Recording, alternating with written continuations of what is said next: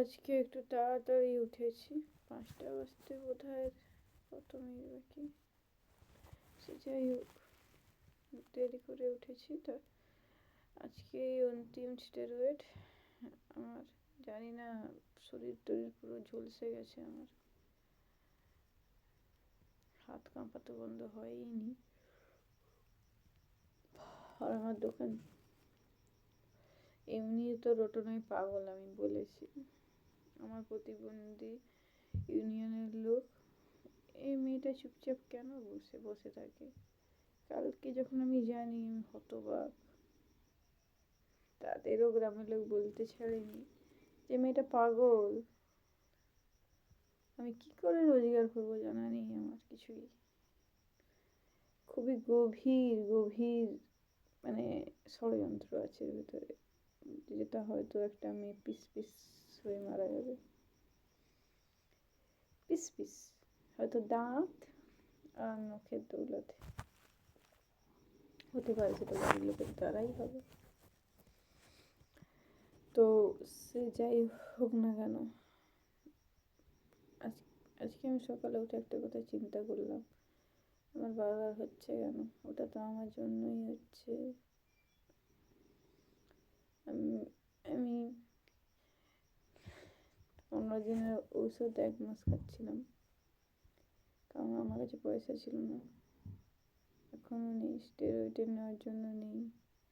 আমাকে নীলরতন হাসপাতালে ভর্তি হতে হতো বলে এখানেও 750 টাকা নিত ডাক্তারবাবু। তারপরে সেখানে গিয়ে ভর্তি হতো, অনেক ঝামেলা। এত টাকা হবে না। আমি কোনো রকম, আমি যেহেতু যার কাছ থেকে স্টেরয়েড নিচ্ছি, প্রথম অসুখটা আমার সেই ধরেছিল, তাই তাকে 600 টাকা দিয়ে এসেছি, আরও পাবে অনেকটা টাকা। আমি দিব কী করে আমি নিজে জানি না। তো সে যাই হোক, সে আমার জন্যই হয়েছে, সব আমার জন্যই হয়েছে। আমার ভালো লাগে না বন্ধুদের কাছ থেকে টাকা নিতে। তারা কি আমার থেকে অনেক বড়?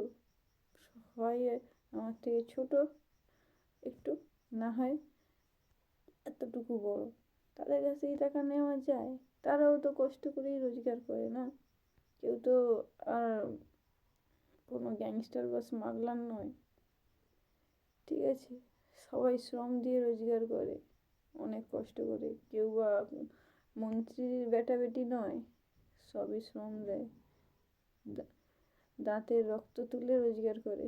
আমি সেটা বুঝি, সেটা জানি। যখন আমি টিউশন পড়াতাম, কলকাতায় পড়তাম, তোমাদের বলেছি তো, নিজের টাকা নিজেই চালাতাম। টিউশন পড়িয়ে তোমার কোম্পানির কাজও করেছি, এই আর কি। তো এত সোজা নয় সব কিছু, বেঁচে থাকাটাও বিশাল কষ্টকর। দেখি আজকে অন্তিম স্টেরয়েড নিই, কিন্তু স্টেরয়েড তো কাবু হচ্ছে না আমার উপরে ঠিক যেন। তারপরে হলো গিয়ে,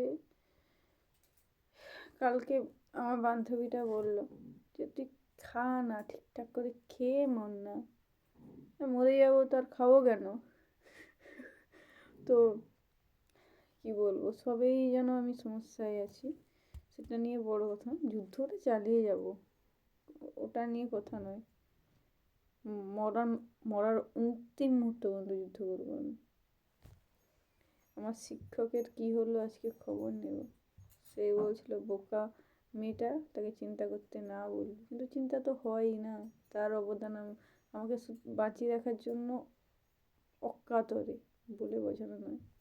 আর আমার একজন দাদা তো আগে চুটকি বাঁচাও প্রকল্প 10 থেকে জাম মেরেছে, কারণ সে পিএইচডি করছে, তার পরীক্ষা চলে এসছে, এখন পিএইচডি করছে, তখন এমএসসি।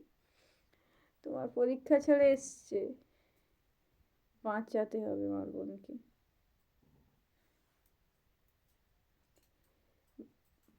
কি বলবো, এসছে পুলিশের হাতে ধরা বললে সরকারি চাকরির একটা স্কোপ যাবে, তখন লকডাউন পরিস্থিতি, বড়ই জ্বালার কন্ডিশন। ঠিক আছে, আমার মা রাস্তা জানতো না, মাকে তার আগে নিয়ে গেছি 1-2 বার কলকাতা, তো এত রাস্তা জানতো না। তো সেই হয়েছে কথা। মা দেখে হাসছে, আর কি করবো, বলবে খুঁজে পাচ্ছে না, মুখ টুক মুছে। মা তুমি জানতো রাস্তা, জানতে? ওই সে না বলে বেরিয়ে যাবে, তার বান্ধবী অপেক্ষা করছে, ফুল তুলতে যাবে না? রাস্তায় যত ফুল ফাল হয়েছে, এটাতেও কম্পিটিশন, কম্পিটিশনই কম্পিটিশন। কী বলবো, কালকে দোকানে করে বসে ছিল, 1 টাকাও রোজগার হয়নি। এরকম করে বসেছিলাম, তাও রোজগার হয়নি। হাতও চলছে না, এবার কী করবো আমি নিজেও জানি না, যা হবে দেখা যাবে। তোমাদের সাথে সব কিছু শেয়ার করতে পারলাম না এখনো ঠিকঠাক করে, যতটা না আমার কলেজের বন্ধুরা জানে। হ্যাঁ বলেছিলাম কালকে, বান্ধবীটা এসেছিলো যে খেয়ে মরগা, তোর অসুখ কোনোদিন ভালো হবে না, অন্তত হাসতা খিলতা তো দেখতে চাই তোকে, একটু শরীরের কষ্ট কম দেখতে চাই। কি করবো, কিছু করার নেই আমার, এটা সম্ভব নয়। কেউ হাসতা খিলতা দেখতে চায়, কেউ কেউ বা বেঁচে আছি, বেঁচে আছি সেটাই সহ্য হচ্ছে না। বসতে বসতে কষ্ট হচ্ছিল, এর শেষ দেখে ছাড়তে চাই, এর অন্তিম মৃত্যু দেখে শেষ করতে চাই। আমি আমি আবার শুনলাম, ঠিক আছে, যে এইসবের বড় আবিষ্কর্তা, আমি সত্যি কথা বলতে আমি একটু বেশিই ভোলা বলা। কেউ বলে দিল হ্যাঁ হ্যাঁ শান্তি পাবি, তুই শান্তি পেলে আমি শান্তি পাবো, ঠিক আছে। তো বলছিল আমি মরে গেলেও সেই শরীরের উপর ব্যবসা হবে। মানে কি বলবো, কিছু বলার নেই, আমি দুর্বল হয়ে পড়েছি, দেখা যাক কি হয়, জানা নেই কাকে বলবো কি বলবো। তোমরা পারলে সাবস্ক্রাইব করে দিও, তোমাদের ইচ্ছে, এটা তোমাদের ইচ্ছে, আমি বলবো না, একটা সাবস্ক্রাইব করে দিও, ঠিক আছে, রাখি।